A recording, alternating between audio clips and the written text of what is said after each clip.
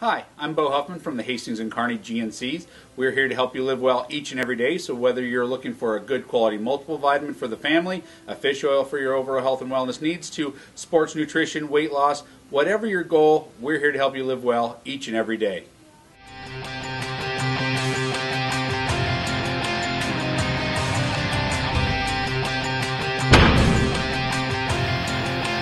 Hey guys, welcome to the Sports Hub, brought to you by GNC, a local Sports Hub edition. This is a Kearney edition.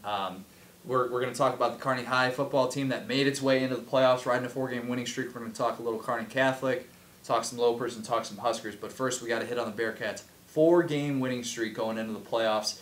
Bad thing is they get to face the number 1 seed, Millard West, in the first round. Yeah, the Class A bracket did them no favors. Kearney ended up with the number 16 seed, which means they get Millard West, an 8-1 team. Lost once this year in Week 3 to Omaha Burke. This is just a really, really, really good Millard West team. It's hard to compare with Kearney because they've only had one common opponent. Millard West beat Millard North earlier in the season. This team is led defensively by Harrison Phillips. He's a guy who had 30 D1 offers, and he's committed to Stanford. Just an excellent defensive end. Offensively, they've got a lot of speed. Skylar Monaghan and Ross Drawl, Skylar at wide receiver, Ross at quarterback. These guys were on the 4x4 team that set a state record last spring. Just really, really good athletes. Point is, Kearney's going to be dealing with some superior athletic ability that they probably haven't seen, at least to that level. Yeah, Brandon Cool has got to be working this week on the formula for an upset. And if that formula is going to be found, it's probably going to start with the defense. Defensively, Kearney is allowing 17 points per game. They do have a really good defense, led by Brian Arp, Justin Liveringhouse, guys like that. Against the best team they played all year, Millard North, they allowed just 19 points. So defensively, he's got to keep Kearney in the game. Offensively, Kearney's played 2 playoff teams this year and scored a combined 7 points in those 2 games. That's going to have to change. That's going to have to change. It's going to have to start with establishing the run. Matt Koester, Tyler Gillen have to get going early. They did that against Lincoln North Star a couple weeks ago when they made the playoffs. That's got to happen. They got to establish the ground game early. They're just going to have a special game on offense to keep this game close in the fourth quarter to try to find an upset. It'll be tough for Kearney. Definitely will be. And Kearney Catholic will have the number 7 seed. They'll get a home game against number 10 Ord. That's a rematch of their season opener. That was, of course, a 20-7 win for the Stars. And if you look at the Stars seed, you'd say a 7 seed.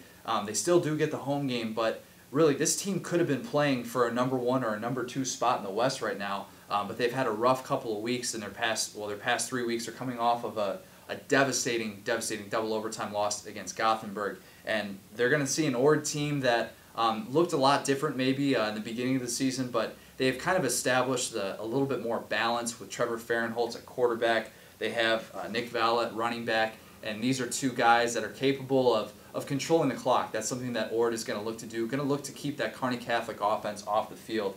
And Kearney Catholic is going to look to do a really similar thing. We've talked about the balance a lot this year with John Masker quarterback, Thomas Connolly at tailback, of course. But here's the thing about Kearney Catholic. If Masker isn't able to play, Kearney Catholic will become a little bit more one-dimensional just because Connolly is so good at tailback. So Masker is nursing a hand injury right now, but should be ready to go for this one. Kearney Catholic needs to keep him upright. That's a big thing. One of the things that they maybe haven't been able to do as well in the last couple weeks. This is an interesting test for the Stars because, yeah, they get that home playoff game, and that's all well and good, but there's a lot of things that they need to fix right now, just little tweaks maybe that they need to make. It's kind of a tough thing to gauge where they're going to be at in the playoffs. Man, up until a few weeks ago, Kearney Catholic looked like one of the best teams in C1. What do you think of their playoff chances this year? After struggling the last few weeks of the season. It's really tough to say because like I was saying, if they win that game at Koester, they close out a 20-7 lead. Stars are looking at a number 1 seed possibly in the West, and just this team has that upside, and they can play with the best in the state, but you don't know what this team is capable of on a given basis because right now they aren't playing their best football. If it's not penalties, it's one bad play on defense, 1 bad play on offense, special teams, whatever it is. They just haven't put it all together lately. So that's what they're going to look to do. Dave Colling is going to have these guys ready to go. I'd be surprised to see the Stars play the way that they have in the last few weeks. Look for them to come out with a little bit more energy in this one. Wow, that was an ugly one for Nebraska. They lost a 34-23 game at Minnesota last week, and for those expecting the Huskers to come out with their quarterback back in the lineup and just dominate the Gophers, that did not happen. This was just an ugly game all around. Coaching thrown under the bus, defense thrown under the bus, offense kind of just stalled. This was just a bad game to kind of witness. After a couple of weeks where things like the Nebraska was starting to turn things around, looks like we're back to the sky is falling kind of mentality with the fan base and everything like that. Yeah, a few people question. Well, I shouldn't say a few people. There's a lot of people questioning the coaching staff right now. One of those guys questioning the coaching staff is Beau, our friend at GNC. Beau's got a little bit of a different result in our Muscle Man Pick of the Week.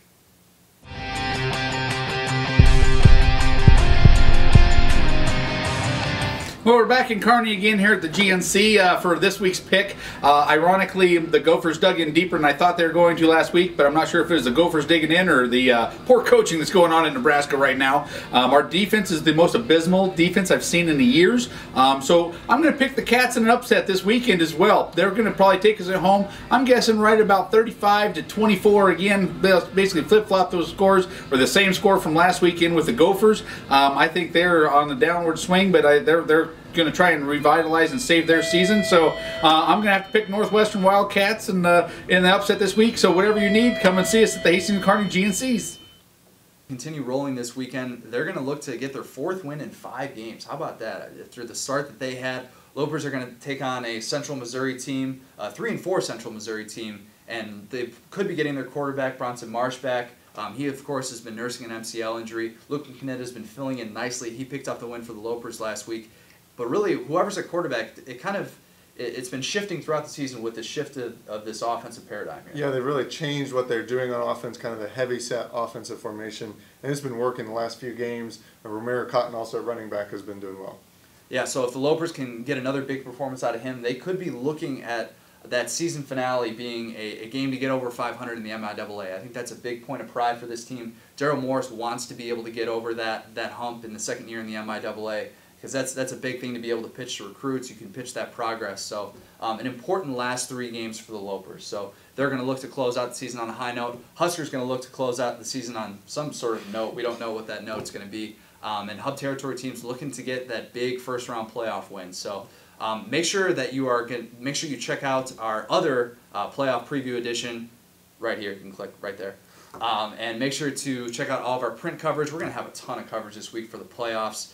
And make sure that you check out all of our coverage on the Kearney Hub website. So for Connor O'Gara, Nathan Hart, this has been the Sports Hub. Thanks, guys. We'll see you next week.